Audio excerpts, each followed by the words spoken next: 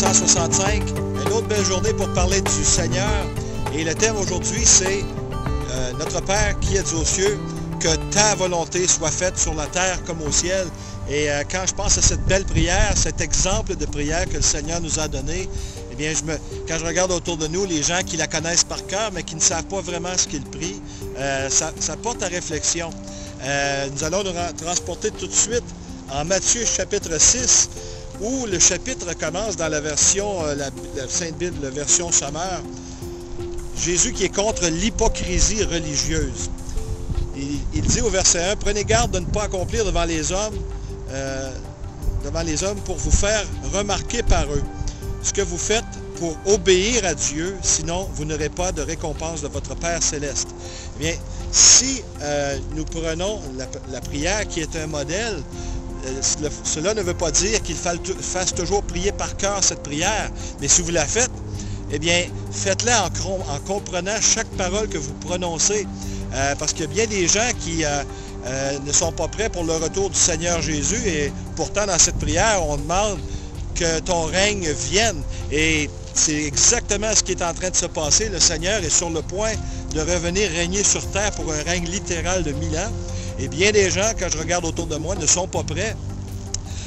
Ils ont peut-être cette apparence chrétienne, mais qui renie la force de Dieu dans leur vie.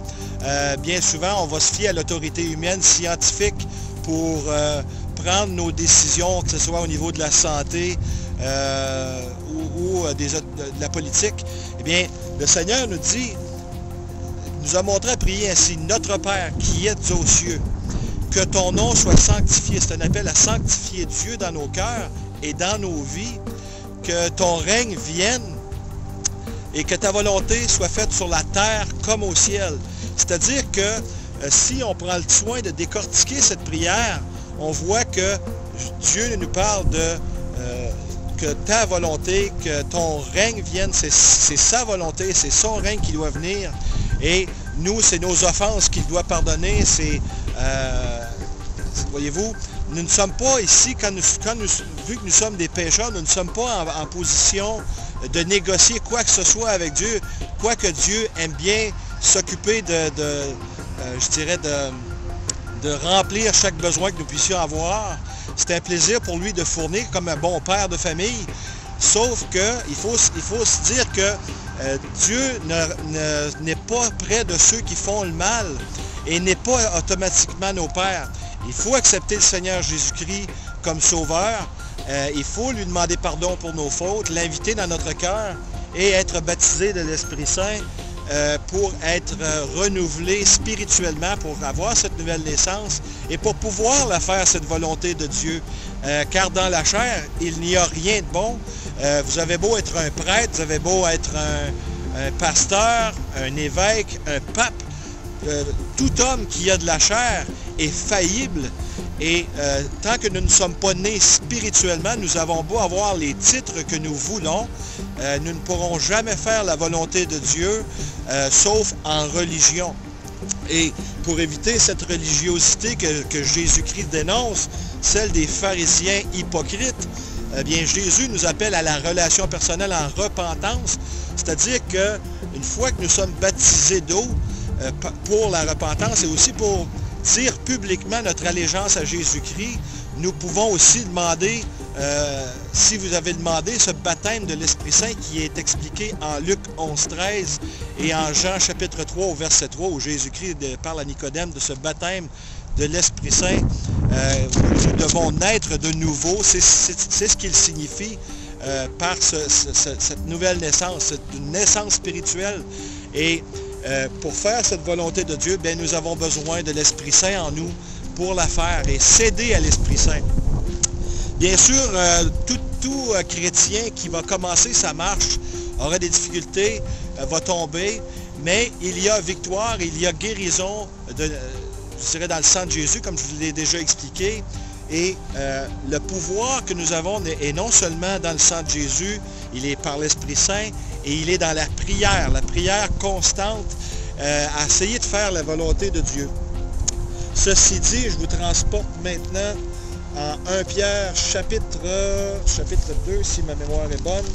où en première lettre de Pierre, chapitre 3, où il est écrit « Celui qui veut aimer la vie et avoir des jours heureux, doit veiller sur sa langue pour ne faire aucun mal par ses paroles et pour qu'aucun propos menteur ne passe sur ses lèvres. Qu'il fuit ce qui est mal et fasse le bien, qu'il recherche la paix avec ténacité, car les yeux du Seigneur se tournent vers les justes et tend l'oreille à leurs prières, mais le Seigneur s'oppose à ceux qui font le mal. » C'est simple.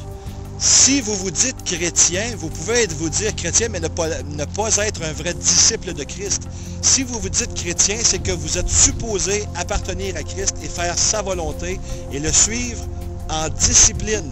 C'est-à-dire que même en 2010, vous êtes appelé au ministère à servir Dieu et non plus à vous servir vous-même dans cette vie, mais à servir le Dieu vivant, à marcher à sa suite et à essayer de faire sa volonté, à laisser le Seigneur imprégner sur vos cœurs sa volonté, à apprendre à discerner sa main invisible dans vos vies.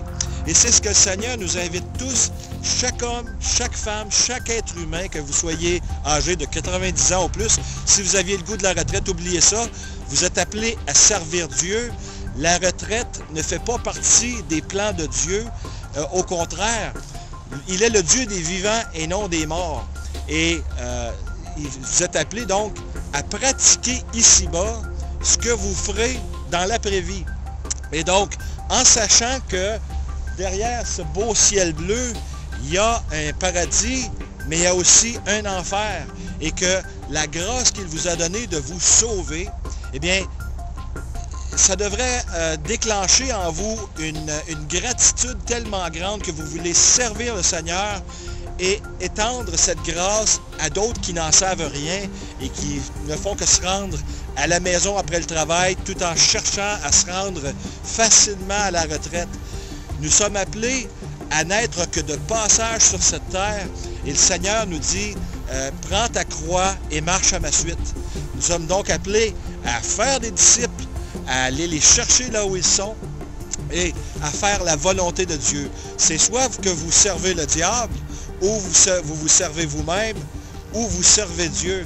Car il faut servir quelqu'un, comme avait dit Bob Dylan dans une de ses chansons. Et moi, je vous suggère fortement de servir Dieu parce que l'éternité, c'est sérieux. Et il y a de grandes récompenses à abandonner ce que ce monde en perdition vous donne et à servir le Dieu vivant de tout votre cœur et de toute votre âme. C'est le message d'aujourd'hui. Le Notre Père qui est au ciel vous attend. Il s'attend à ce que vous le serviez d'un cœur humble, en repentance, en obéissance, mais aussi dans la joie. Une joie profonde car il a tout pour vous. Il a de grands trésors au ciel pour nous, ses enfants qui ont donné leur vie pour lui. Merci d'avoir été des nôtres. À la prochaine, que Jésus vous bénisse.